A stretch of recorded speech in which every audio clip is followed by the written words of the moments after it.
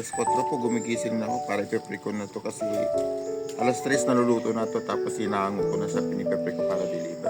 Bali, nagugwardiya pa ako sa resort po. Hirap kasi ng buhay kaya kailangan ng dumiskarte para sa pamilya. Bus na makakauwi na po ako ng maaga. Nabili na ni Idol Katadong yung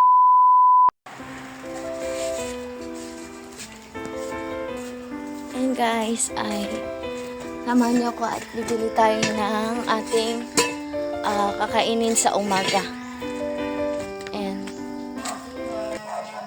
ay nagtitinda ng suman. Nagtitinda ng suman, guys. Sakto nagkikreate tayo sa suman. Kaya ano pa yung tinda niya? suman po. Pwede po makita. Hindi po. Guys, tingnan nyo, may suman si Kuya. Ito po. Itong hanap buhay ko eh. Magkano to kuya yung ganito? 25 po. 25. 4 na piraso, grabe. Guys, bibili tayo ng Masarap po yan. umagahan. Puro yan sana. Purong malagkit yan. Hirap kasi ng buhay kaya kailangan ng dumiskarte. Grabe kuya. Alam mo ba na bibili lang ako ng umagahan ko dito tapos hindi ko alam na may dadaan pala magtitinda ng suman dito. Parang ano nga yan eh. Parang Hapon po siya nagtitinda.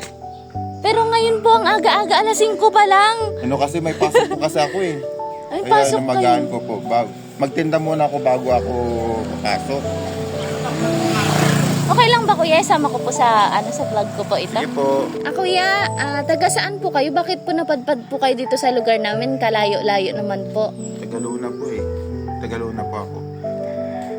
Tagalona po kayo? Ngayon kuya, anong oras po kayong gumigising para po magtinda po niyang suman? Alas 4 po gumigising na ako para ipe-pre ko na to kasi alas 3 naluluto na to tapos hinahango ko na sa pinipe-pre ko para deliver. Wow, ang sipag naman po ni kuya. Grabe kuya. Kailangan po eh. Bukod po sa pagtitinda po ng suman, ano pa pong pinagkakaabalahan po ninyo? Bali, nagugwardiya pa ako sa resort po. Wow! Nagagwardya kayo? Totoo po? Ala, anong oras po yun? Bali, Gwardiya ano po ako, alas 8 po yung pasok ko doon. Alas 8 po ng umaga. Tapos hanggang anong oras po siya? Hanggang ano po, 12 hours po yung duty namin doon. 12 hours? Grabe. 8 to 8. 8 to 8? Grabe kuya, nakakaya na yung nagigising talaga ng maaga para magbenta muna ng suman tapos bago maggagwardya po na naman sa umaga. Oo nga po eh. Para saan ka po bumabangon? Para sa pamilya. May asawa ka kuya? Wala pa nga eh. Ay ano? Ano kuya? Sa mga magulang? Magulang. Matulong ko sa magulang. Wow! Hindi na kaya ng nanay ko magtinda eh, kaya ako na nagtitinda. Ito talaga yung ko. Wow! Paano po ba yan kuya? Magkano po ba lahat ng suman mo kapag binili po ni Katadong? Bali, 1, 2, 3, 4, 5, 6, 7, 8. 8 na po lang siya. 200 na lang po to, idol. Ay wow! 200 po! Opo. Tapos magkano po yung matamis po ninyo? Ano pong tawag din sa matamis po? Katiba po to. Ay katiba! Po, yan. At po yung niluluto sa gata na yung tagapulot sa Ilocano. Hindi ko alam po ano yung Tagalog naman. Yun siya katiba. Paano po yan kuya kapag kasama pa po yan sa lahat?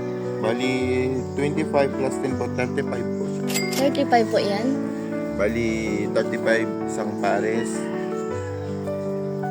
Mag-additional po ng 50. Okay na po yun. 250 po kuya? Wow, grabe. Ang bait naman ni kuya. Guys. Paano yan kuya? Makakauwi ka na po at Ano po. Salamat po. punta na po kayo sa duty po ninyo. Makapasok ngayon. Nabili na ni Idol Katadong yung ako. Sige po, Yung pa-plastic suman ko. na lang po lahat kuya para po makauwi na rin po kayo. Sige po.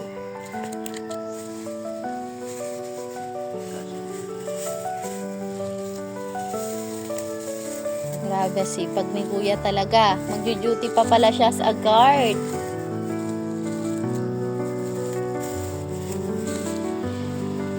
Tawag na po.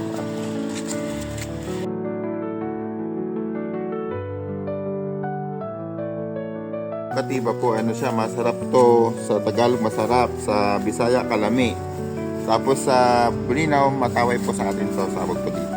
Wow, ayun Opo. kuya, grabe ang dami, hoy, ang dami. Bus na makakauwi na po ako ng maaga. Salamat din po. Dito. Ito po yung bayad ko. Ito.